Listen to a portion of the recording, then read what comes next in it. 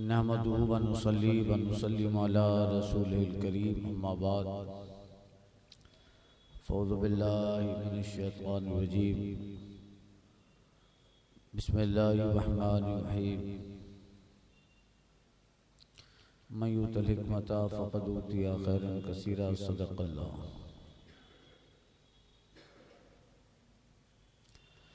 गुज़िश्ता दर्स में नमाज के क़ज़ा का बयान था और जिस बंदे की 6 नमाज से कम छूटी है तो वो साहिब तरतीब है, तो उसे पहले छूटी हुई अदा करना ज़रूरी है।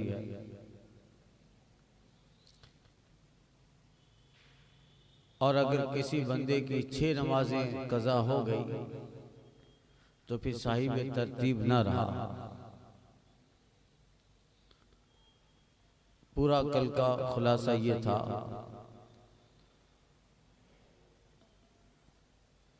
तो अगर किसी साहिब तरतीब यानी ऐसा बंदा जिसकी 6 नमाजें से कम क़ज़ा हुई है, तो अगर उस बंदे की ज़ोहर छूट गई, ज़ोहर क़ज़ा हो गई और उसने असर को वक्त में पढ़ लिया तो उसके असर की नमाज ना हुई, उसको पहले ज़ोहर पढ़ना ज़रूरी है। ये साहिब तरतीब का बयान था। जब 6 नमाजें क़ज़ा होने के सबब तरतीब साबित हो गई तो उनमें से अगर बाज पढ़ ली कि 6 से कम रह गई, 6 नमाजें क़ज़ा हो गई तो अब साहिब तरतीब ना रहा। कुछ पढ़ ली उसमें से जो क़ज़ा हो गई तो कुछ रह गई तो तरतीब ऊद ना करेगी, यानी उनमें से अगर 2 बाकी हों तो बावजूद याद के वक्ती नमाज हो जाएगी। अलबत्ता अगर सब क़ज़ा पढ़ ले अब ये फिर से साहिब तरतीब होगा। अगर फिर जो 6 नमाजें उसकी क़ज़ा हुई है वो पढ़ ले तो फिर से वो साहिब तरतीब हो गया। अब अगर कोई नमाज क़ज़ा होगी तो शराइत साबित उसे पढ़कर वक्ती पढ़े वरना ना होगी।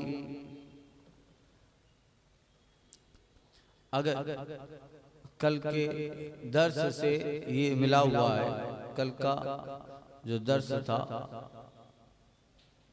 उसमें अगर जो मसाइल अर्ज किए थे उससे ये मुल्हक़ हिस्सा है। यानी खुलासा ये कि जिस बंदे की 6 नमाजें क़ज़ा हो गई तो अब तरतीब उतर गई। तरतीब उतरने का मतलब तरतीब साक़ित हो गई। अब वो 6 नमाजें कभी भी कैसे भी पढ़े, मगर 6 नमाजें से पूरी जिंदगी में किसी बंदे की 6 नमाजें से कम क़ज़ा हुई है, वैसे तो मिलना मुश्किल है। कौन ऐसे बंदे ढूंढना पड़ेगा। हमारे मुफ्ती साहब क़िबला थे, मुफ्ती आली मुस्तफ़ा अलैहि रहमा, 55 साल की उम्र में भी पूरी जिंदगी में एक नमाज क़ज़ा ना हुआ। तो अगर 6 नमाजों से कम क़ज़ा हुई है, 2 ही हुई, 3 ही हुई, तो उसको पहले क़ज़ा पढ़ना ज़रूरी है, बाद में दूसरी नमाज पढ़े, वरना वो नमाज नहीं होगी। वक्ती नमाज जो पढ़ेगा वक्त पे वो नहीं होगी। मसला यूं ही अगर भूलने या तंगी वक्त के सबब तरतीब साक़ित हो गई तो वो भी औद ना करेगी। मसलन भूल के नमाज पढ़ ली, अब याद आया तो नमाज का याद आ नहीं, अगर वक्त में बहुत कुछ गुंजाइश हो, मसला बावजूद याद और गुंजाइश वक्त के वक्ती नमाज की निस्बत जो कहा गया कहना होगी, उससे मुराद ये है कि वो नमाज मौकूफ है। अभी जितने मसाइल गुजरे उसमें ये कहा गया कि बंदे को याद है, गुंजाइश से वक्त है, उसके सबब भी, उसके बावजूद उसने जो वक्त पे नमाज की, नमाज अदा की, ये न होगी। साहिब तरतीब के जो मसाइल गुजरे, उससे मुराद जो नमाज वो पढ़ चुका कि ये नमाज नहीं होगी। मसलन साहिब तरतीब है और उसकी मगरिब की नमाज छूट गई है और ईशा का वक्त आ गया, तो अब मगरिब उसको पहले कज़ा पढ़नी है। बगैर मगरिब पढ़े उसकी ईशा की नमाज नहीं होगी। किनके लिए? साहिब तरतीब के लिए। तो अब जो ये कहा गया जगह जगह के साहिब तरतीब के लिए ये है कि उसकी नमाज ना होगी, वक्ती नमाज ना होगी, उससे मुराद ये कि वो नमाज उसकी मौकूफ है। अगर वक्ती पढ़ता गया और कज़ा रहने दी, तो जब दोनों मिलकर ये 6 हो जाएंगी, यानी छठी का वक्त खत्म हो जाएगा, तो सब सही हो गई। और इस दरमियान में कज़ा पढ़ ली तो सब गई, यानी नफल हो गई, सबको फिर से पढ़े। यानी मसला ये है कि बंदे की 6 नमाज से कम कज़ा हुई है तो साहिब तरतीब है, साहिब तरतीब है। अब उसको पहले कज़ा पढ़नी है, मगर वो नहीं पढ़ा। जैसे बंदे की 5 नमाजें कज़ा हो गई और दूसरी जो वक्त पे नमाजें वो पढ़ता गया। अब जब तक साहिब तरतीब है, 5 नमाजें उसकी कज़ा है, तो 5 नमाजें कज़ा होने वाले के लिए पहले कज़ा पढ़ना जरूरी है, बाद में ये नमाज उसकी अदा हो। मगर उसको नहीं याद था, पढ़ता गया 5 तो उसके जिम्मे बाकी, तो 5 मौकूफ रहेगी। 5 अगर फिर कभी ऐसा वक्त आए कि उसकी 1 नमाज कज़ा हो गई, 6 हो गई। अब जब 6 नमाज कज़ा हो गई तो वो तरतीब न रही ना, साहिब तरतीब न रहा। अब जब 6 नमाज कज़ा हो गई, अब ये जितनी नमाज इसकी न हुई थी, साहिब तरतीब होने की वजह से वो उसका मौकूफ होना खत्म हो गया, वो नमाजें हो गई, वो नमाजें हो गई। ये यानी छठी का वक्त खत्म हो जाएगा तो अब सब सही हो गया। अगर इस दरमियान में कज़ा पढ़ ली, जितनी कज़ा बाकी थी इस दरमियान में कज़ा पढ़ ली, 5 कज़ा थी, पढ़ ली 5। जैसे 5 नमाज उसकी छूट गई है और वो बाद की नमाज तरतीब से पढ़ने लगा, वक्त पे पढ़ने लगा, तो ये तो नमाज नहीं होगी ना, साहिब तरतीब है। मगर इसी को पढ़ते पढ़ते ये 5 नमाजें जो कज़ा थी वो भी पढ़ लिया। तो जब ये पढ़ लिया तो अब ये जो दूसरी वक्तों पे अदा की है वो नहीं होगी, वो सब नफल हो गई, वो सब नफल हो गई। अब इसको फिर पढ़ना जरूरी है। तेरा मसला है तो ये है।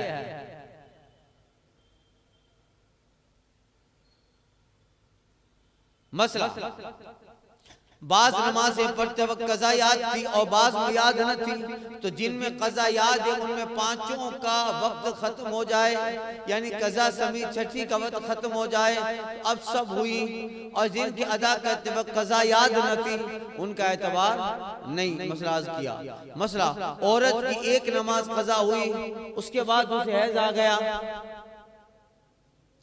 ये याद रखिए कि ये साहिब तरतीब के मसाइल है। औरत की 1 नमाज कज़ा हुई, उसके बाद हैज आ गया, तो हैज से पाक होकर पहले कज़ा पढ़े, फिर वक्ती नमाज पढ़े। वक्ती नमाज यानी फिर जिस नमाज का वक्त है वो पढ़ ले। अगर कज़ा याद होते हुए वक्ती पढ़ ली तो नहीं होगी, तो नहीं होगी। जबकि वक्त में गुंजाइश हो, तो अगर औरत की 1 नमाज कज़ा हो गई और जैसे ही उसको पढ़ने का इरादा किया उसको ब्लडिंग शुरू हो गया, तो अब पाक होकर पहले ये जो कज़ा हुई थी उसको पढ़े। इसको पढ़े बगैर कोई दूसरी नमाज पढ़ेगी वक्त वाली कि चलो जोहर का वक्त है जोहर पढ़ लिया, असर का वक्त है असर पढ़ लिया, तो ये नमाजें नहीं होंगी, ये नमाजें इसकी नहीं होगी। वो साहिबाए तरतीबा है, साहिबाए तरतीब है, उसको पहले कज़ा पढ़नी जरूरी है। जिसके जिम्मा कज़ा नमाजें हों, जिसके जिम्मा कज़ा नमाजें हों, अगर ये उनका पढ़ना जल्द से जल्द वाजिब है, मगर बाल बच्चों की खुर्दोनोश अपनी जरूरियात की फराहमी के सबब ताखिर जायज है। ताखिर, अब कज़ा नमाजें बहुत हैं, पढ़ना भी है, पढ़ना भी है, मगर क्या करें, बाल बच्चों की परवरिश, रोजी रोटी कमाना है। ये मसला लोगों को अच्छा लगेगा तो जिनके नमाज जिम्मा कज़ा नमाजें हों, अगर उनका जल्द पढ़ना वाजिब है, मगर बाल बच्चों की खुर्दोनोश अपनी जरूरियात की फराहमी के सबब ताखिर जायज है, तो कारोबार भी करे और जो वक्त फुर्सत मिले उसमें कज़ा पढ़ता रहे यहाँ तक कि पूरी हो जाए, दोनों करता रहे। कज़ा नमाज नवाफिल से अहम है, सुनिए, कज़ा नमाज नफल से अहम है, यानी जिस वक्त नफल पढ़ता है उन्हें छोड़कर उनके बदले में कज़ा पढ़े। जैसे मगरिब की नफल है, ईशा में भी 4 रकात नफल है ना,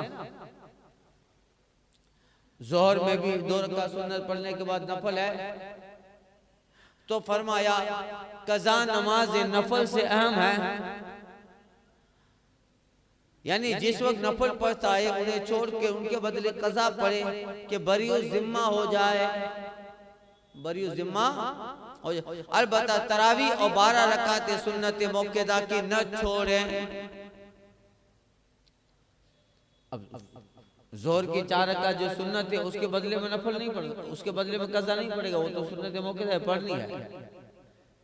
तो तरावी, वितर, सुन्नत मौक़िदा, इनके सिवा जो इन 5 नमाजों में नफल आती है, जोहर में 2 रकात है ना, 2 रकात सुन्नत पढ़ते जमात के बाद, फिर नफल पढ़ते, फिर मगरिब में भी 2 है, ईशा में 4 है, तो ये जो नफल है उनकी जगह पे कज़ा पढ़ते रहो। कज़ा नमाजें जो हैं बाकी हैं पढ़ते रहो, आगे आएगा कज़ा कैसे पढ़नी है। जो अब शुरू करिए, कब से, जब से कज़ा पढ़ना शुरू करना है शुरू कीजिए। अब आपको पता नहीं, हमको पता नहीं कि कितनी जब नमाजें छूटी हैं, कब से छूटी हैं, अंदाजा भी सही नहीं लगा सकते, तो क्या करें। अब जैसे उसको तरतीब से पढ़िए, मतलब जैसे आज पढ़ना शुरू करते हैं तो नमाज फजर से शुरू होती है, तो कहिए नियत की मैंने नमाज फजर कज़ा जो मेरी हो गई उनमें से पहली, नियत की मैंने नमाज कज़ा फजर की जो मेरी छूट गई उनमें से पहली, फजर पढ़ लिया, अब पहली वाली फजर आपकी हो गई अदा, हो गई अदा। फिर आप जोहर की नमाज में जोहर की कज़ा पढ़ लीजिए, नियत की मैंने नमाज कज़ा जोहर जो मेरी छूटी उनमें से पहली। इसी तरह हर नमाज में आप करते जाइए। फिर दूसरे दिन अगर आप फजर पढ़ते हैं कज़ा किसी भी वक्त में, तो फिर यही नियत कीजिए, इसलिए कि फिर अब जब आप कज़ा पढ़ लें वो पहली है, वो तो आपने अदा कर ली, तो अब वो निकल गई। अब ये जो पहले यही नियत करते जाइए, तो ये नफल का जो वक्त मिलता है इसमें आप कज़ा पढ़ लें, बरी जिम्मा होते जाएंगे, बरी जिम्मा होते जाएंगे ना भाई। तो कज़ा नमाजें नफल से अफजल है, अहम है, तो इन्हें पढ़े ताकि बरी जिम्मा हो जाए। मन्नत की नमाज में किसी खास वक्त या दिन की कैद लगाई तो उसी वक्त या दिन पढ़नी वाजिब है, वरना कज़ा हो जाएगी। मैं फुला तारीख को वक्त की कैद लगाई तो उसी वक्त में पढ़ना वाजिब है, वरना कज़ा होगी। अगर वक्त या दिन में मुअय्यन नहीं तो गुंजाइश है, कभी भी पढ़ ले। मसला किसी शख्स की एक नमाज कज़ा हो गई और ये याद नहीं कि कौन सी नमाज थी, जोर छोड़ दी कि असर छोड़ दी, एक ही नमाज कज़ा हुई बंदे की। अल्लाह हमें इन्हीं लोगों में से कर दे। ये याद नहीं है कि कौन सी नमाज थी, तो एक दिन की नमाजें पढ़े। जो बड़े होते हैं ना, फिर उनके लिए आजमाइशें भी बड़ी होती है। एक नमाज छूटी है और ये याद नहीं कि कौन सी छूटी है, पांचों वक्त की नमाज कज़ा पढ़, पांचों वक्त की पढ़। यूं अगर दो नमाजें 2 दिन में कज़ा हुई, आज भी एक नमाज छूटी, कल भी एक नमाज छूटी थी, मगर पता नहीं है कि कल कौन सी छूटी थी, असर मगरिब जोर ईशा, आज से कौन छूटी है। तो दोनों दिनों की सब नमाजें पढ़े, सब नमाजें पढ़े, फजर से लेकर ईशा 10 नमाजें पढ़े दोनों दिन। 3 दिन की 3 नमाजें और 5 दिन की 5 नमाजें पढ़ेगा, समझे। और अगर 6 दिन की छूट गई 6 नमाजें, तब तो फिर मसला उसके लिए है ही नहीं, सही में तरतीब नहीं रहा हो, तब तो कोई भी नमाज। मगर ये है कि जिस दिन की एक ही नमाज छूटी है, 5 दिन की नमाज छूटी, तो 5 दिन की 5 नमाजें, एक दिन असर की और एक दिन जोर की कज़ा हो गई, एक दिन असर की एक दिन जोर की। और याद नहीं कि पहले दिन की कौन है, तो जिधर तबीयत जमे उसे पहली करार दे, और किसी तरफ दिल नहीं जमता तो जो चाहे पहले पढ़े, मगर दूसरी पढ़ने के बाद जो पहले पढ़ी है फेरे। और बेहतर यह है कि पहले जोर पढ़े, फिर असर, फिर जोर का याद आ करे। 2 नमाजें छूट गई उसकी, एक दिन की असर छूटी, एक दिन की जोर, मगर ये पता नहीं है कि पहले दिन की कौन सी है, पहले दिन की असर छूटी के जोर, और आज की असर छूटी के जोर। 2 दिन की असर और जोर छूटी है, असर और, मगर ये नहीं पता कि कल की असर छूटी थी या आज की असर छूटी है, कल की जोर या आज की। तो तबीयत जिधर चाहे उधर कर ले, मगर तबीयत में दिल भी किधर नहीं चाहता, कि ये भी दिल किधर नहीं जाता कि कौन सी छुट्टी है, पहले दिल जमता ही नहीं। तो जो चाहे पहले पढ़े, मगर जो पहले पढ़े उसके बाद दूसरी पढ़े, उसके बाद जो पहले पढ़ी थी फिर पढ़े। जैसे दोनों में पता नहीं है कि कौन सी छुट्टी है, तो पहले असर पढ़ लिया, हाँ पहले जोर पढ़ लिया, चलो जहां दिल जमे बताए ना, मगर ऐसा भी नहीं है। तो जो पहले पढ़े मगर दूसरी पढ़ने के बाद जो पहले पढ़ी है उसको फेर दे, असर पढ़ लिया, असर के बाद जोर पढ़ा, जोर के बाद फिर असर पढ़े, उसके बाद फिर असर पढ़े। और बेहतर ये कि पहले जोर पढ़े, फिर असर, फिर जोर का यादा करे। अगर पहले असर पढ़ी फिर जोर फिर असर का यादा किया तो भी चलेगा। असर की नमाज पढ़ने में याद आया कि नमाज का एक सजदा रह गया था, असर की नमाज पढ़ने में याद आया नमाज का एक सजदा रह गया था, मगर ये याद नहीं कि उसी नमाज का रह गया था या जोर का। जो जिधर दिल जमे उस पे अमल करे, और किसी तरफ ना जमे तो असर पूरी करके आखिर में एक सजदा कर ले, असर पूरी करके आखिर में एक सजदा करे, फिर जोर का यादा करे, फिर असर का और यादा न किया तब भी हर्ज नहीं है। जिसकी नमाज बड़ा अहम मसला आ रहा है, देखिएगा लोगों को बताइए मसला। जिसकी नमाज कज़ा हो गई और वो इंतकाल कर गया, वो इंतकाल कर गया, अब हमारी जो कितनी बाकी होगी जब हम जाएंगे। कोई अच्छा दोस्त मिल जाए जो बेचारा कुछ हिला हवाला करके हमारा फिदिया अदा कर दे तो ठीक है। अरे लोग अपने बाप का फिदिया अदा नहीं करते, नमाज का, मौलाना का क्या करेंगे। सुनिए बड़ा अहम मसला है। जिसकी नमाजें कज़ा हो गई और इंतकाल कर गया, और वो इंतकाल कर गया, तो अगर वसीयत कर गया और माल भी छोड़ा है, जाहिर माल तो छोड़ता ही, तो उसकी तिहाई से हर फर्ज और वितर के बदले में निस्फ सा गेहूं या 1 सा जौ तसद्दुक करे, सदका करे, यानी सदका फित्रे की रकम समझ लो ना। हर फर्ज और वितर के बदले, हर फर्ज नफल और सुन्नत की जो कज़ा है, एक सदका। अब इस बार सदके फित्र की रकम कितनी थी? 60 दी थी अपनों ने। चलो 60 रुपया सदका फित्र की कीमत है, तो पांचों नमाज और वितर 6 हो गई। 7 से 6 को मल्टीप्लाई करें 400 बराबर 60 रुपये से, चलो 60 ही निकालो, 60 ही वालो 360 हो गए। तो पूरी नमाज का, पूरे दिन की नमाज का उसके माल में से 360 रुपया फिदिया करना जरूरी है। अब इसी 360 को 365 में मल्टीप्लाई करो पूरे साल में,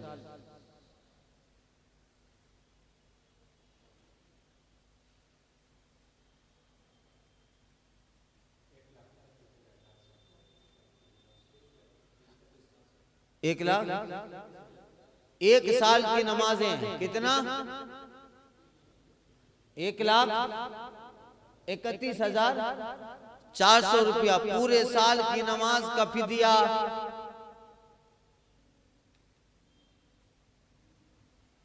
नानी माँ जो घर एकरो बदे, ये सब दीन है, मजहब है।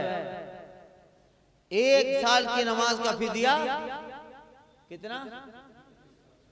1,31,400, 1,31,400। अब मोस्टली लोग तो 50 साल के बाद ही मस्जिद में आते हैं। सरवाला कर रहा हूं, इसके खिलाफ भी हो सकता है। ज्यादातर लोग 50 साल के बाद मस्जिद में आते हैं। चलो 50 साल के बाद नहीं आया, 40 साल में आया, चलो 40 साल में आया, तो 40 साल उसके माजी क्या है, उसमें से 15 साल वो निकाल दो, तो ये नाबालिग था, निकाल दो 15। चलो 40 में से 15 निकाले 25। अब इसी को 25 में मल्टीप्लाई करो,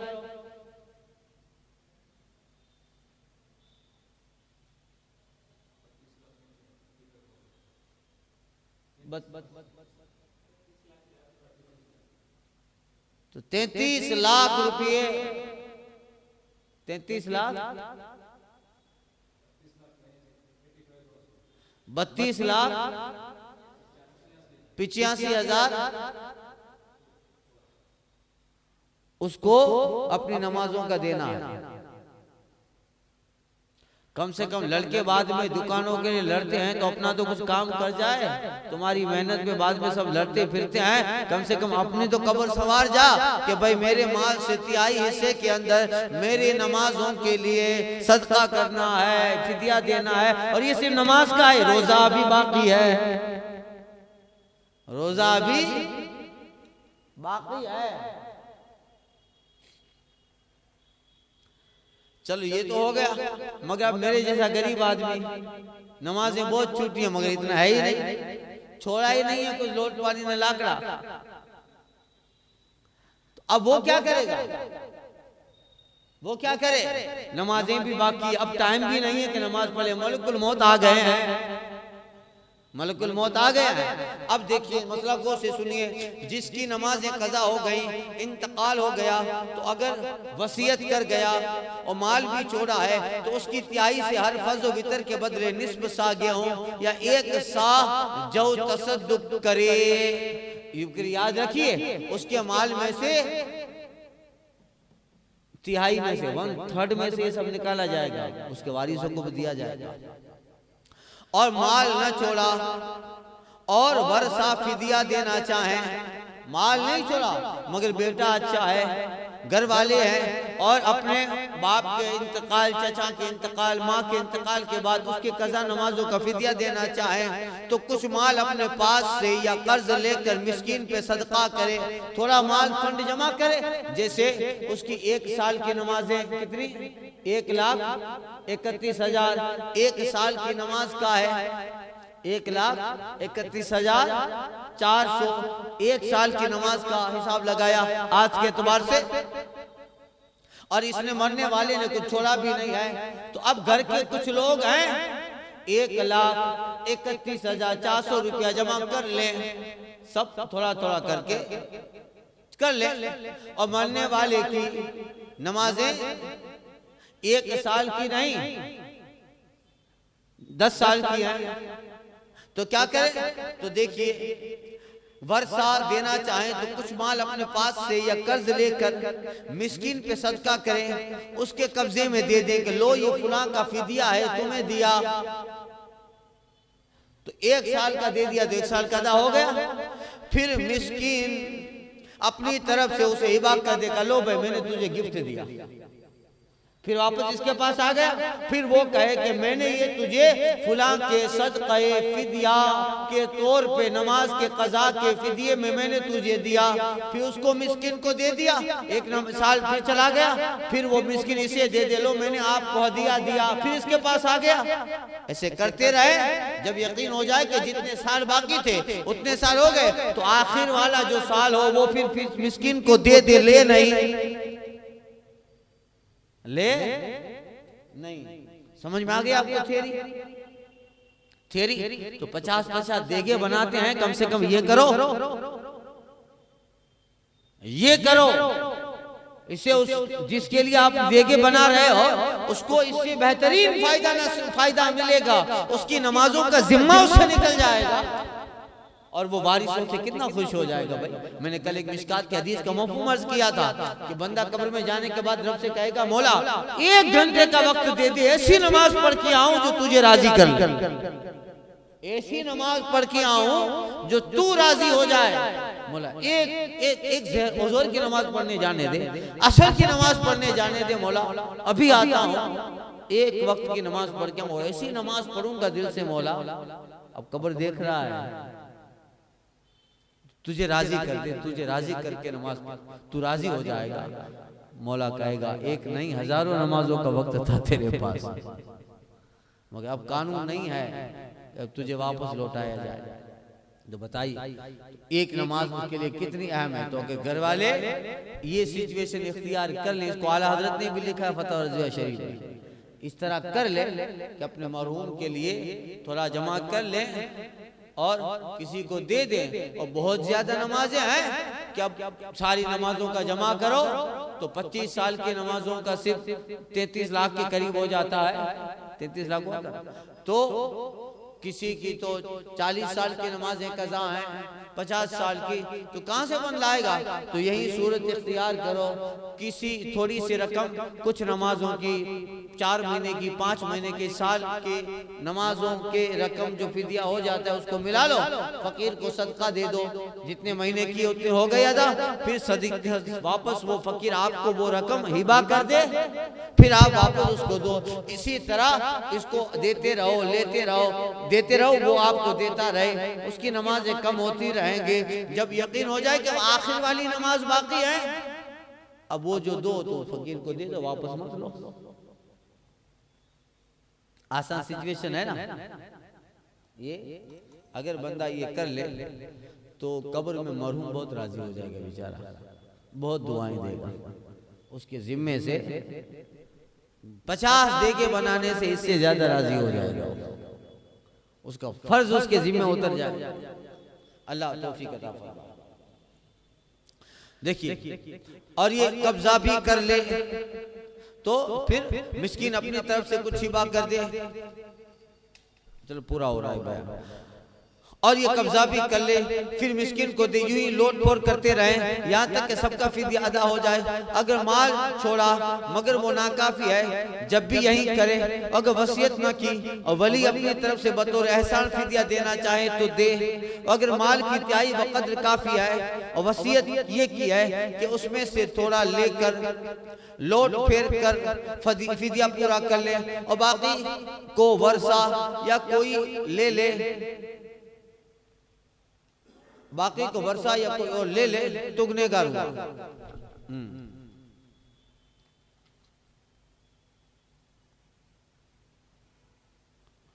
मसला, मैयत ने वली को अपने बदले नमाज पढ़ने की वसीयत की और वली ने पढ़ भी ली तो ये नाकाफी है।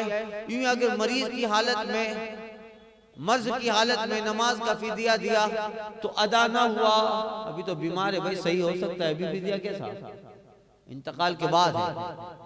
बाद ना वाकिफ यूं फिदिया देते हैं कि नमाजों की फिदिया की कीमत लगाकर सबके बदले में कुरान मजीद दे देते हैं। देखिए ऐसा भी लोग करते, यूपी वगैरह में होता है, बहुत जगहों पे देखा। यहाँ बाद ना वाकिफ फिदिया देते कि भाई मरूम का फिदिया देना है तो नमाजों के फिदिया की कीमत लगाते हैं कि इतनी कीमत हो गई तो अब उतनी कीमत का कुरान मजीद खरीद लेते हैं और कुरान मजीद दे देते हैं, मस्जिद में रखवा दिया, मदरसों में रखवा दिया। इस तरह फिदिया अदा नहीं होता, ये महज भी असल बात है, बल्कि सिर्फ उतना ही अदा होगा जिस कीमत का मुसहफ शरीफ है। समझे, नमाजों की फिदिया की कीमत लगाकर सबके बदले में कुरान मजीद दे देते हैं, सबके बदले में कुरान मजीद दे देते। तो ये अब ऐसा करते हैं कि नमाजों की फिदिया की कीमत जैसे 1 लाख रुपया हो गया तो 1 लाख रुपया हो गया ना, उसमें से 500 रुपया का कुरान मजीद खरीद के लाए और ये जो है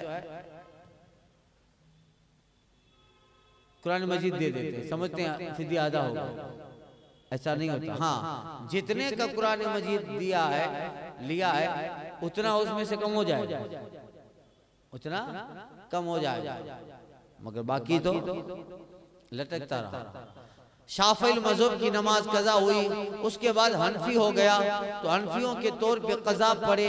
मसला, जिसकी नमाजों में नुकसान हो करा तो वो तमाम उम्र की नमाजें फेरे। अच्छी बात है, 25 साल तक नमाज पढ़ता रहा, 50 साल तक नमाज पढ़ता रहा, फिर पता चला कि अतियाती गलत पढ़ रहा था। समझे, फिर पता चला कि जिसकी नमाजों में नुकसान हो रहा तो वो तमाम उम्र की नमाजें फेर दे तो अच्छी बात है, और कोई खराबी ना हो, कोई खराबी ना हो तो ना चाहिए। नमाज हो गई अगर शरअ तो फिर पूरी फेरना जरूरी नहीं है, और अगर करे तो फजर और असर के बाद न पढ़े और तमाम रकातें भरी पड़े और वितर में कुनूत पढ़कर तीसरी के बाद कादा करे, फिर एक और मिलाए के 4 हो जाए। मसला, क़ज़ाए उमरी के शब कद्र या आखिर जुमा रमजान में जमात से पढ़ते हैं और ये समझते हैं कि उम्र भर की क़ज़ाएं उसी एक नमाज से अदा हो गई। ये जहालत है, महज बातिल है, महज बातिल है। मैसेज भी वायरल होता है, शब कद्र में, शब बरात में ये नमाज पढ़ लो तो 67 साल की कज़ा नमाज माफ होता है। रमजान में मैसेज कहा, हजरत ने फरमाया ये महज जहालत है, बेअसल बात है, ऐसा नहीं है। जो कज़ा लटकती है वो पढ़नी है, अगर फिर भी नहीं पढ़ पाए तो माल में से वसीयत कर जाना है कि भाई माल में से बाद में लड़ना फिरना, माल में कब्जा बाद में करना, पहले इस माल में से तिहाई निकाल कर मेरी नमाजों का फिदिया देना है। ये वसीयत करते जाए, बेटों को बता बोले, वरना मरने के बाद बाप के कफन दफन, उसकी कब्र का किसी को ख्याल नहीं रहता, सिर्फ दुकान पे नजर होती है। ये बड़े को नहीं मिलनी चाहिए, छोटे को नहीं मिलनी चाहिए, मुझे मिलनी चाहिए। दुनिया है भाई, रोजाना के मामलात होते रहते हैं।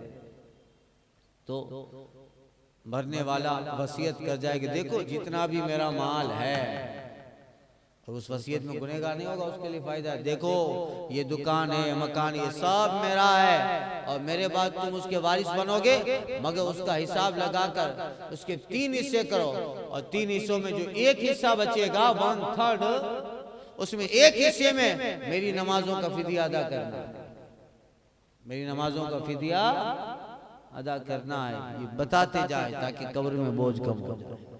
अल्लाह हुस्न तौफीक अता फरमाए। अल फातिहा।